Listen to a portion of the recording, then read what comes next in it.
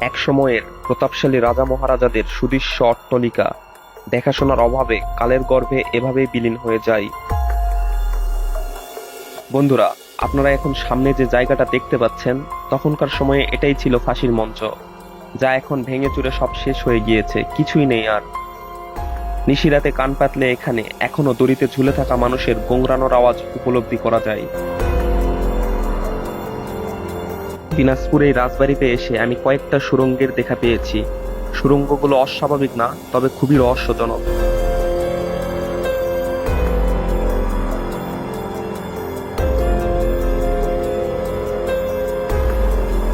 দিনাজপুর রাজবাড়ির ভেতরে যাতায়াতের সব রাস্তা ভেঙে যাওয়ার কারণে এক স্থান থেকে আরেক স্থানে যেতে আমাদের ভালোই বেগ পেতে হয়েছে। অযত্ন আর অবহেলার কারণে ধ্বংসের প্রায় শেষ প্রান্তে এসে পৌঁছেছে এই রাজবাড়িটি। রাজা জমিদারদের রাজত্বকাল শেষ হয়ে গিয়েছে অনেক কাল আগেই, কিন্তু তাদের সময়ের কিছু স্মৃতিচিহ্ন রয়ে গিয়েছে আজও, যা আমাদের সত্তাতে আলোড়ন জাগায়। তেমনই আলোড়ন জাগানো এক দর্শনীয় স্থান এই দিনাজপুর রাজবাড়ি। আজ আমি আপনাদের মাঝে তুলে ধরবো এই দিনাজপুর রাজবাড়ির সকল বিষয়বস্তু এবং পরিপূর্ণ এক ইতিহাস। আমার সাথেই থাকুন। প্রতি মাসে 500 টাকা জমিয়ে আপনার স্বপ্নের বাড়ি আমাদের কাছে নির্মাণ করে নিতে পারেন। নির্দিষ্ট মূল্যের 50% টাকা জমা হলেই আপনাকে তৈরি করে দেওয়া হবে আপনার স্বপ্নের একটি বাড়ি। মূল ফটক দিয়ে প্রবেশ করলাম রাজবাড়ির সীমানার ভেতরে। রাজবাড়ির সীমানার ভেতরে প্রবেশ করে সর্বপ্রথম আমার নজরে পড়ল একটি সুন্দর মন্দির, যার ভেতরে হিন্দু দেবতাদের প্রতিমা বিদ্যমান রয়েছে। প্রায় দিনই এই মন্দিরে পূজা কীর্তন হয়ে থাকে। দিনাজপুর রাজবাড়িতে কান্তজিউ আসার পর থেকে এখানে প্রতিদিন ভোগ দেওয়া হয়। এছাড়াও এই প্রাসাদের ভেতরে রয়েছে দুর্গা দেবীর মন্দির। এই মন্দিরে দুর্গাপূজার সময় হাজার হাজার ভক্তের সমাগম হয়ে থাকে।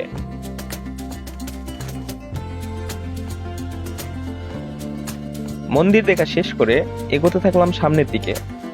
কিছু দূর এগোতে চোখে পড়ল ধ্বংসাবশেষ মহলটি।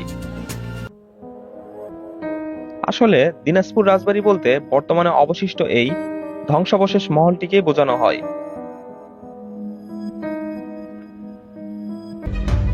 রাজবাড়ির সামনে দাঁড়িয়ে আমি রীতিমতো হতবাক হয়ে গিয়েছি। এতগুলো কক্ষ কি নিদারুণ এক অবহেলায় টলমল পায়ে দাঁড়িয়ে আছে, যা দেখে আমার কাছে খুবই খারাপ লাগলো।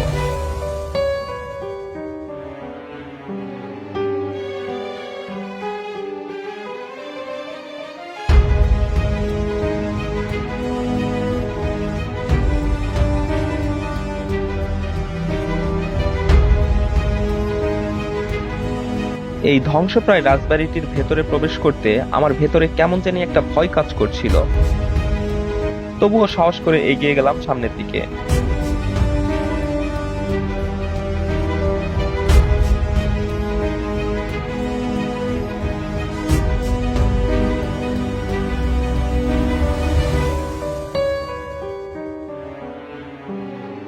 রাজবাড়ির মধ্যস্থ ভাগে পৌঁছানোর পর আমার মনে হলো আমি যেন এক অন্য রাজ্যে প্রবেশ করেছি।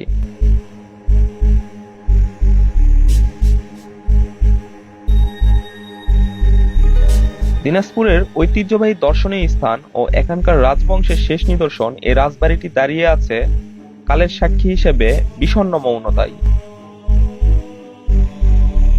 অযত্ন আর অবহেলার কারণে ধ্বংসের প্রায় শেষ প্রান্তে এসে পৌঁছেছে এটি।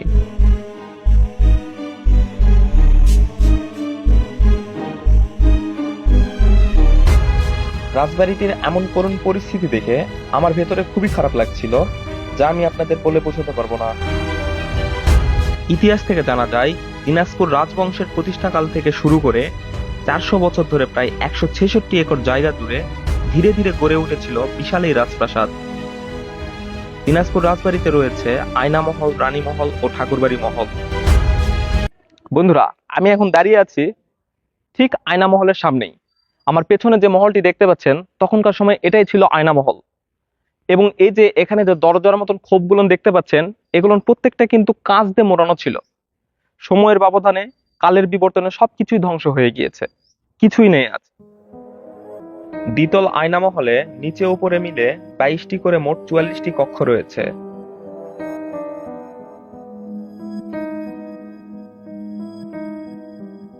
দিনাজপুর রাজবাড়ি রাজা দিনরাজ ঘোষ স্থাপন করেন, কিন্তু অনেকের মতামত পঞ্চদশ শতকের প্রথমার্ধে ইলিয়াস শাহীর শাসন আমলে সুপরিচিত রাজা গণেশ এ বাড়ির স্থপতি। রাজা দিনরাজের নাম থেকেই এই রাজ্যের নাম হয় দিনরাজপুর, যা বারেন্দ্র বঙ্গীয় উপভাষায় পরিবর্তিত হয়ে হয় দিনাজপুর। ইতিহাস থেকে জানা যায় 1947 সালে দেশ বিভাগের পর পাকিস্তানি শাসক গোষ্ঠীর সাম্প্রদায়িক দৃষ্টিভঙ্গি নিয়ে এই রাজপ্রাসাদের প্রতি বৈষম্য সৃষ্টি হয়।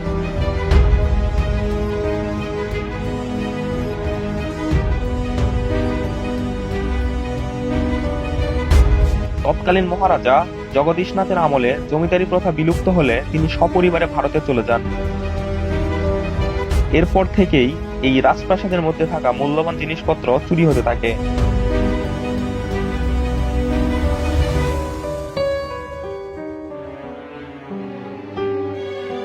দিনাজপুরের রাজবাড়ি কোনো একক রাজার কীর্তি নয়।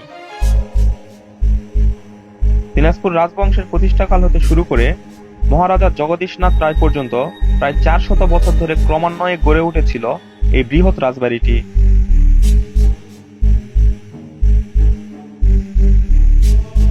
সাবেক পরিখা ও প্রকারবেষ্টিত এবং বহু দালান কোঠা সম্বলিত মূল রাজবাড়িটির আয়তন ছিল মাত্র 16 একর। পরবর্তীতে তা ধীরে ধীরে বৃদ্ধি পেয়ে 166 একরে উন্নীত করে রাজা মহারাজারা।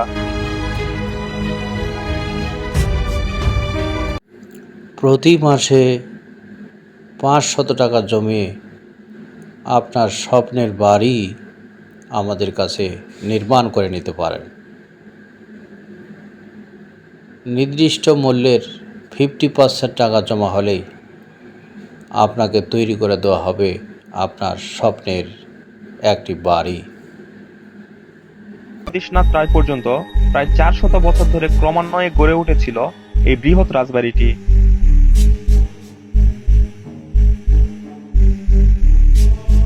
সাবেক পরিখা ও প্রকারবেষ্টিত এবং বহু দালান কোঠা সম্বলিত মূল রাজবাড়িটির আয়তন ছিল মাত্র 16 একর। পরবর্তীতে তা ধীরে ধীরে বৃদ্ধি পেয়ে 166 একরে উন্নীত করে রাজা মহারাজারা।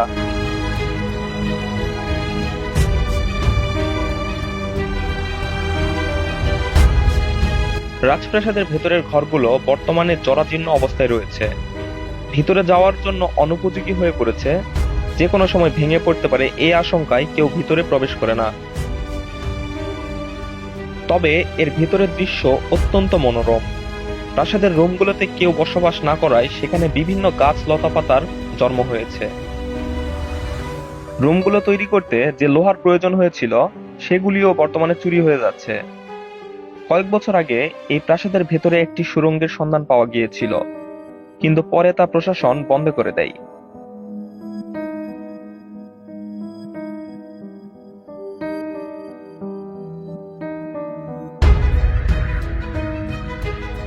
দিনাজপুরের রাজবাড়িতে ভিডিও করতে গিয়ে আমাদের ভালোই বেগ পেতে হয়েছে, কারণ আমরা যখন দ্বিতীয় তলাতে উঠতে গেলাম তখন দেখি সেখানে কোনো ওঠার মতন সিঁড়ি নেই।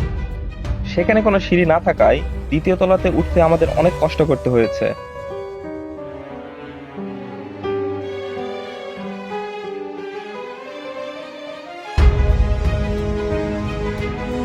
দিনাজপুরের রাজবাড়িটি এখন মাদকসেবীদের আখড়া হিসেবে গড়ে উঠেছে। এখানে এই রাজপ্রাসাদকে কেন্দ্র করে গড়ে উঠেছে একটি শক্তিশালী অপরাধী চক্র। অসংখ্য স্টিলের বিশাল বিশাল বিমগুলো দিনের পর দিন অপরাধী চক্র পাচার করে আসছে। কোটি কোটি টাকার মালামাল সেখান থেকে চুরি হয়ে গিয়েছে।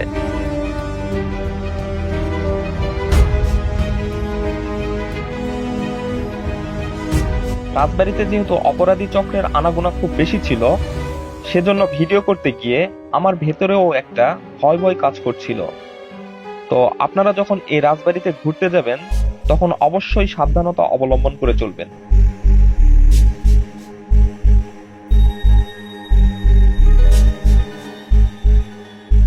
দিনাজপুর রাজবাড়িটি যেমনই সুন্দর তেমনই আভিজাত্যে ঘেরা। কিন্তু চরম অযত্ন আর অবহেলার কারণে আভিজাত্যে ঘেরা অতীত জৌলস যেন হারিয়ে যেতে বসেছে। তাই রাজকীয় এই রাজপ্রাসাদটি দেখে যতটা না মুগ্ধ হয়েছি তার চেয়েও বেশি কষ্ট পেয়েছি।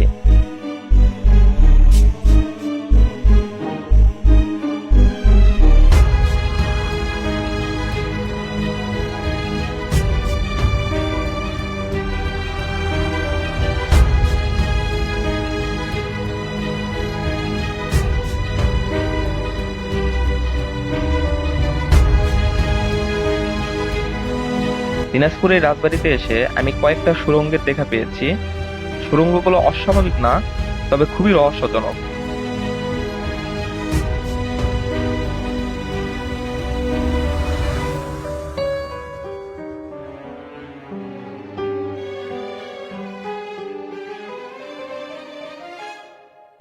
এখনো নাকি রাতের আধারে এই সুড়ঙ্গ পথ এবং রাজবাড়ির আশেপাশে থেকে অস্বাভাবিক রকমের আওয়াজ ভেসে আসে, যা খুবই ভয়ঙ্কর। গা ছমছমে ভয়ঙ্কর ভুতুড়ে পরিবেশ মানেই আমার কাছে দারুণ এক রোমাঞ্চকর অভিজ্ঞতা।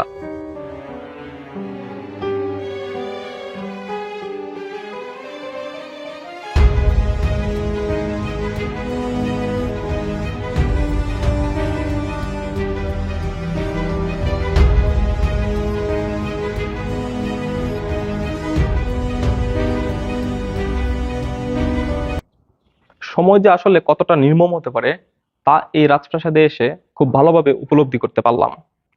দেখেন, এক সময়কার এই রাজার রাজত্ব, এই রাজপ্রাসাদ সবকিছুই কিন্তু আজ বিলীন হওয়ার পথে। তাই অনেকেই বলে থাকেন যে আসলে কোনো কিছুই চিরস্থায়ী নয়, সবকিছুরই শেষ রয়েছে, যা এই রাজপ্রাসাদে এসে আবারও প্রমাণিত হলো। এখন সামনে যে স্থাপত্যটি দেখছেন, এটি ছিল তখনকার সময়ের রানী মহল। এটি এখনো ভালো আছে, যে জন্য এটি এখন ব্যবহৃত হচ্ছে।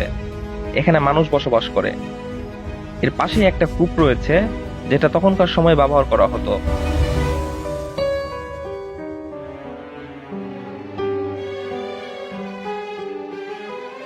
এটি হচ্ছে রানীর পূজা করার ঘর। তখনকার সময় রানী এই ঘরটাকে পূজা করার জন্য ব্যবহার করত।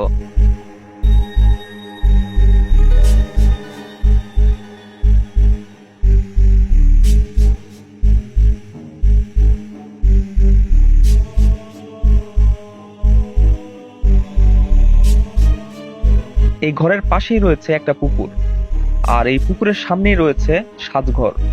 রানী এই ঘরে বসেই সাজুগুজু করতেন।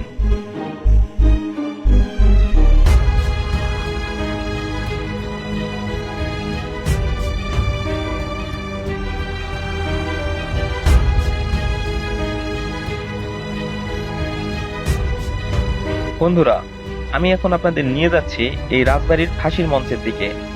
তখনকার সময়ে যেখানে মৃত্যুপ্রাপ্ত কয়েদিদের ফাঁসি দেওয়া হতো।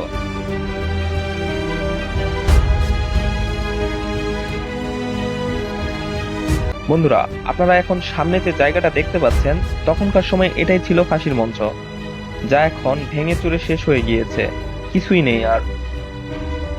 নিশিরাতে কান পাতলে এখানে এখনো দড়িতে ঝুলে থাকা মানুষের গোংরানোর আওয়াজ উপলব্ধি করা যায়।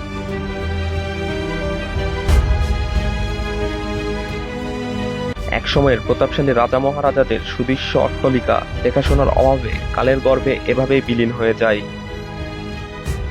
বন্ধুরা, আমার এই ভিডিও যদি আপনাদের ভালো লেগে থাকে তাহলে অবশ্যই আমার ইউটিউব চ্যানেলটা সাবস্ক্রাইব করবেন এবং ফেসবুক পেজে একটা ফলো দিবেন। দেখা হবে পরবর্তী কোনো এক দর্শনীয় স্থানে। ততদিন ভালো থাকুন, সুস্থ থাকুন। আল্লাহ হাফেজ।